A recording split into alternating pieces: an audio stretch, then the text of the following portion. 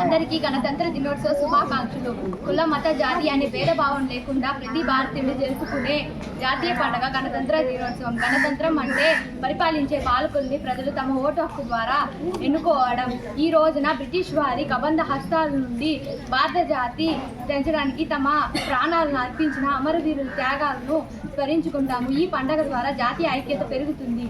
దేశం కోసం ప్రాణాలు అర్పించిన ప్రతి ఒక్కరూ రియల్ హీరోలే. 1950 జనవరి 26న భారత్ సర్వసత్తాక సామ్యవాద లౌకిక ప్రజాస్వామ్య గణతంత్ర రాజ్యంగా అవతరించింది. కానీ దేశ సరిహద్దు ప్రాంతంలో ఎండని వానని చెల్లిని సైతం లెక్క చేయకుండా మన దేశాన్ని రక్షిస్తున్న సైనికులే నిజమైన హీరోలు. కానీ మనం ఎక్కువగా రియల్ హీరోల పట్ల ఆకర్షితులై వారిని ఆరాధిస్తుంటాము. ఈ గణతంత్ర దినోత్సవం సందర్భంగా దేశ రక్షణకు పాటుపడుతున్న ప్రతి ఒక్క సైనికుడికి ప్రత్యేక ధన్యవాదాలు తెలియజేస్తున్నాను. బాలలమైన మనం రియల్ హీరోలను